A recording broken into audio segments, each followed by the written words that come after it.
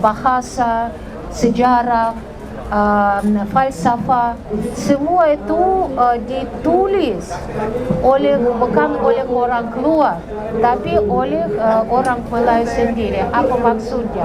Artinya pengislaman orang Melayu adalah cukup mendalam, bukan cuma zahir sahaja seperti ditulis oleh ramai para orientalis dan oleh beberapa scholar yang ikut pandangan orang orientalis itu. So artinya menurut Provaliatas, Islam dibawa ke sini oleh para mubalik profesional terus daripada tanah Arab, daripada Mekah dan Medina, dan penyebaran di sini itu bukan kebetulan, perkara yang kebetulan yang berlaku bersambung sambil dengan perniagaan atau even aktiviti tasawuf, tarikat-tarikat tasawuf ya. Tapi itu memang merupakan satu projek yang berlangsung banyak masa karena berasaskan perdamaian, bukan peperangan. Baik, terima kasih Prof. Kita sekarang sedang membicarakan buku Marginalia on Malay Muslim Historiography bersama Profesor Tatiana Denisova. Mungkin hadirin yang lalu-lalu ni mungkin terkejut dah tengok Prof boleh bercakap bahasa Melayu dengan fasih. Tapi jangan terkejut juga ya, sebenarnya Prof pun boleh baca Jawi dengan baik. Nur saya je lagi baik. Soalan saya yang saya kira mungkin yang terakhir lah. Apa keistimewaan buku ini kalau macam kita nak cerita pada orang? Keistimewaan buku ni, kalau kami kat sini kan, kalau orang tanya nak jual ke nak keistimewaan yang tadi saya cakap ya, buku itu berasaskan kajian sumber prima dan kajian bukan satu teks sahaja. Lebih daripada 10 teks saya gunakan dalam kajian itu. Dan tujuan utama buku itu mempersembahkan kekayaan historiografi Melayu ya, menunjukkan bahwa teks-teks Melayu itu bukan sesuatu yang dahulu kala ya. Teks-teks Melayu lama memang mengandungi banyak maklumat yang penting pasal cara kehidupan, pasal sejarah agama, pasal ekonomi, pasal berbagai bangsa dan sebagainya.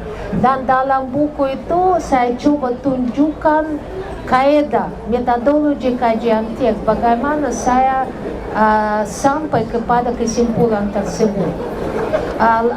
Saya harap bahwa orang yang berminat nak baca buku itu boleh merujuk kepada buku itu supaya mencari rujukan-rujukan ya, supaya mencari petikan-petikan daripada teks misalnya yang berkaitan dengan orang Cina atau tentang ekologi atau tentang kedatangan Islam atau tasawuf. Itu sebabnya dalam teks dalam buku itu memang ada banyak rujukan kepada teks asli bersama dengan terjemahan ke dalam bahasa Inggris. So kadang-kadang bila misalnya Yona dapat maklumat tentang orang Cina, let's say di historiografi alam Melayu, you boleh merujuk kepada bab yang berkaitan dengan orang Cina dan saya tak nak menasihatkan you supaya tak sentuh sumber prima. Tapi bila you kekurangan waktu, you terus boleh merujuk kepada buku saya, cek muka surat apa yang saya sebutkan, dan lepas tu lebih mudah boleh pergi kepada teks asli kan. So saya sebenarnya coba mempermudahkan kerja untuk mahasiswa, untuk ahli, untuk semua yang berminat yang nak mengkaji teks-teks Melayu lama. Dan salah satu keistimewaan buku itu bahwa saya coba mempersembahkan maklumat daripada berbagai bidang. Bukan hanya pasal bahasa sahaja atau pasal agama atau mengenai berbagai bangsa ya, tapi saya coba tunjukkan bagaimana kaidah yang saya menjelaskan dalam bab yang pertama digunakan supaya mencapai kepada maklumat dan kesimpulan dalam bab yang seterusnya. Saya harap itu boleh membantu orang supaya merasa bangga dan memahami lebih mendalam tradisi penulisan sejarah Melayu untuk orang Melayu sendiri, insyaAllah. Kalau kita tengok pun tadi Prof ada sebut senarai buku apa sumber-sumber yang dirujuk. Bila kita baca satu buku ini ibarat kita membaca 10 buku yang berbeza lah. Hikayat Raja Pasai, sejarah Melayu, semuanya ada dekat sini. Jadi macam kita baca semua buku tu, semua ada di sini. Prof katanya dah memudahkan. Ya, cuma jangan jadi keliru ya, yang tu sumber prima tahu, yang ni sudah sumber sekunder tahu. Ada soalan? Okey. Saya kesempatan lah untuk tanya. Dalam kelas dia boleh tanya. Ada soalan saya yang menarik lah. Prof sentuh tentang historiografi. Tapi bila Prof susun buku-buku, judul-judul dan juga bab-bab dalam tu, dia boleh jadi wacana peradaban juga. Boleh Prof komen? Itu tak bercanggah satu sama lain. Historiografi itu genre, itu bentuk penulisan. Culture, tamadun, budaya itu subjek, itu isi kandungan dia. Itu apa yang kita boleh dapat daripada kajian teks sejarah. Kalau supaya menjelaskan lebih mendalam apa itu penulis historiografi ya, itu penulisan sejarah, itu teks yang mengandungi maklumat tentang sejarah, yang berfokus kepada sejarah, lazimnya ditulis atas arahan seorang penaung, raja ke, sultan ke, orang besar-besar ke, dan penulisan sejarah, teks-teks sejarah itu mempunyai tujuan yang tertentu. Pertama sekali supaya menggesahkan kuasa sultan supaya naik takhta, supaya menjelaskan kepada rakyat bahwa sultan itu memang ada hak yang sah supaya merajakan negara, dan bahwa kelakuan beliau, semua aktiviti beliau adalah betul. Lazimnya dalam penggesahan itu ada unsur puji-pujian, tapi tak apa, semua teks yang berkaitan dengan government sampai sekarang kan kita ada unsur-unsur puji-pujian dalam surat kabar masa kini pun.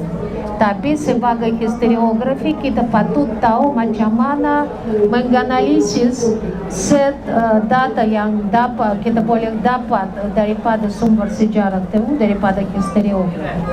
So teks sejarah itu bukan hanya mengandungi maklumat tentang sejarah politik, tapi semacam saya cakap mengenai cara kehidupan orang, cara pemikiran orang, budaya orang, falsafah, keagamaan, termasuk juga adat istiadat dan sebagainya. Itu sebabnya historiografi Melayu merupakan sumber yang begitu penting, karena kita boleh dapat tahu bukan hanya political history, malah juga banyak maklumat terhadap cara kehidupan, budaya dan istiadat dan sebagainya. Dan lazimnya bila kita mulai membaca teks-teks itu secara mendalam, dan saya harap saya membantu para pembaca, akan membantu para pembaca, you akan nampak you punya sejarah dan penulisan sejarah dengan mata yang baru. Bukan hanya pergi sini pergi sana, bukan hanya cerita, tapi satu sains, satu tulisan yang bersifat ilmiah, logikan, berasaskan data yang sebenar merujuk kepada truth telling. Itu sebenarnya percakapan yang benar. Itu salah satu ciri khas historiografi berbanding dengan sastra. Sastra buat apa? Menarik perhatian dan menahan perhatian para pembaca dengan kecantikan kata. Dan juga ada ajaran di dalamnya, tapi dalam ajaran itu penggarang tak limit, tak terhad kepada kebenaran. Itu sebabnya dia boleh merujuk kepada khayalan, kepada fantasi. Macam saya biasa bagi contoh, misalnya Hang Tuah dalam hikayat Hang Tuah dan dalam sejarah Melayu. Dalam sejarah Melayu, Hang Tuah itu Laksmana yang berkhidmat kepada seorang sultan yang berani, setia dan sebagainya. Itu aja. Itu lebih kepada fakta sejarah. Apa yang kita boleh dapat daripada hikayat Hang Tuah? Dia pandai, dia berani, dia boleh tukar muka jadi harimau, kan? Dia minum tanpa rasa mabuk, dia main istri orang, dia tak pernah belajar agama, keris dia boleh fly karena ada sakti. So, semua ciri-ciri khas itu bukan sejarah pun, tapi supaya menunjukkan keberanian dan kehebatan Hang Tuah itu. Penggarang karya sastra itu membina cerita khayal. So, itu beza di antara sejarah dan sastra sejarah. So, historiografi memang coba berusaha merujuk kepada kebenaran, walaupun konsep kebenaran, apa yang mereka paham, apa yang benar, apa yang tidak, itu big question. Itu subjek kajian yang istimewa. Salah satu bab di sini mengenai penilaian kebenaran, kriteria kebenaran dalam teks-teks sejarah. Bagaimana kita boleh mengiktirafkan kebenaran? Itu salah satu itu salah satu bab di sini. Historical criticism in Malay historiography, from the 16th to 19th century, itu bagaimana kita boleh menganalisis apakah maklumat itu benar atau tidak. Bagaimana penggarang coba membuat orang percaya bahawa semua yang dia cakap itu benar. Itu salah satu pendekatan teoretik yang juga cukup menarik, yang menunjukkan kekayaan tradisi penulisan sejarah orang Melayu. Baik, terima kasih bro. Ada soalan lagi ke? Tanya?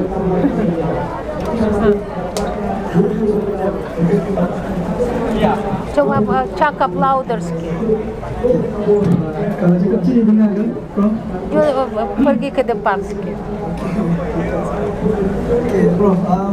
Soalan yang saya nak tanya berkenaan worldview dan juga kaitannya dengan Greater India. Contoh soalan saya begini. Kita dengar Greater India ni kan,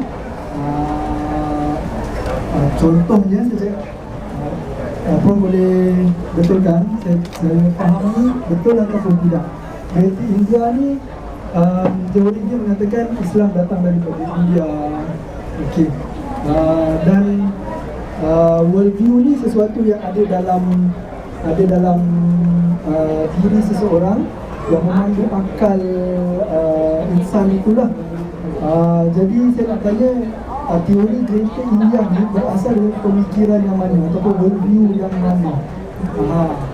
Okay. Terima kasih. Pertama sekali, pembina atau pendiri konsep Great India tersebut ada beberapa ahli yang besar daripada Barat, daripada Europe.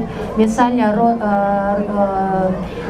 Ronald Bradley, Beliau kulturologis, historiografer dan pengkaji teks-teks Melayu lama dan sejarah purba, terutama berasaskan kajian Jawa. Koris Walsh, seorang daripada ahli arkeologi yang juga fokus pertama sekali kepada kajian Dutch India, kepada kajian Jawa dan sekeliling Jawa. Ada juga Snook Hurgrania, Clifford Geertz, Crawford.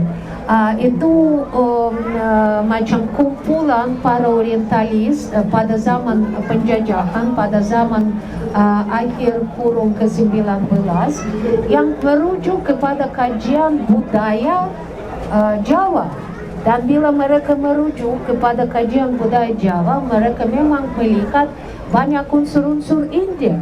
Even dalam bahasa Melayu yang sebelum Islam pun, even selepas Islam, ada banyak unsur-unsur India, ya. Itu fokus utama mereka atau macam statement utama mereka, semua budaya yang tersebar luas di seluruh kalang Melayu berasal daripada India, ya. Even Winston, seorang yang memang mengkaji teks-teks Melayu lama secara sangat mendalam, apa yang dia cakap, semua everything what Malay language, all the beauty of Malay language, yeah, come out from the Indian culture. Later on, all this beauty and juicy will disappear in the desert of Islam. Ya, untuk beliau bahasa Melayu Islam merupakan desert karena dia lebih merujuk kepada bahasa pantun, bahasa cerita penulis lara, bahasa pasar. Memang ada banyak-banyak ungkapan yang sangat menarik, ya. Tapi beliau tak berapa faham karena dia tak fokus kepada kajian Islam. Dia macam kurang menilaikan pengaruh Islam kepada tamadun Melayu, ya. So beliau tak faham bahawa perkataan-perkataan pinjaman daripada bahasa Arab dan Quran yang muncul banyak dalam bahasa Melayu itu bukan memundurkan kekayaan bahasa, tapi menaik taraf bahasa itu daripada bahasa percakapan pasar atau bahasa jenaka-jenaka kepada bahasa ilmu, kepada bahasa agama, kepada bahasa falsafah yang tertinggi. Dan semua definisi-definisi falsafah itu memang datang daripada bahasa Arab, tapi bukan memang daripada bahasa Arab biasa, tapi daripada bahasa Arab yang sudah diislamisasikan, bahasa Arab Quran. Prof. Alatas juga pernah tulis pasal hal tersebut, salah satu buku rujukan Islam dalam sejarah dan kebudayaan Melayu, ya. Dan di sana beliau jelaskan kenapa kedatangan tradisi Hindu Buddha tak merupakan era baru, zaman yang baru dalam perkembangan dalam sejarah alam Melayu. Cuma kedatangan Islam merupakan zaman baru. Saya gembira dapat pulang supaya merujuk sekali lagi kepada buku Prof. Alatas tersebut. Terima kasih Prof. Buku-buku yang Prof sebutkan tadi, misalnya Historical Fact and Fiction, Islam dalam Sejarah Budaya Melayu, Sejarah Melayu, Satu Salatin, Kekayaan Tuah, kita dijual di sini, boleh dapatkan sementara pesta buku berlangsung dan ada diskaun menarik lah. Buku ni pun ada, kita bagi sikit diskaun. Dapatkan di Khemah Akademi Jawi Malaysia 3100 3102 Dewan Tun Razak 3. Kami berada di sini sehingga hari Ahad.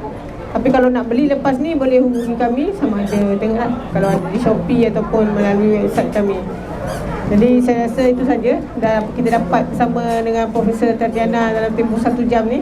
Nanti dia jadi kelas sejarah pula. Nanti kita dah cakap pasal buku, dia jadi kelas sejarah pula. Tapi agak menarik lah sebab banyak sentiasa ada persoalan tentang sejarah dan pensejarahan yang walaupun saya pun dah masuk kelas Prof beberapa kali, masih tetap anggap apa yang Prof katakan tu macam pertama kali saya dengar dan benda yang menarik.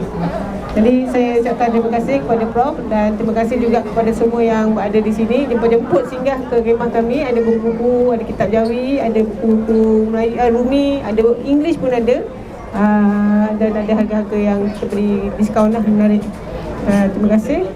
Terima kasih kepada Saya Prof. suka orang pelawat kepada Akademi Jawi itu muka sangat istimewa, ada ceria. Terima kasih. Terima kasih. Gembira sekali berjumpa dengan Anda semua. Terima kasih. Assalamualaikum warahmatullahi wabarakatuh. Terima kasih.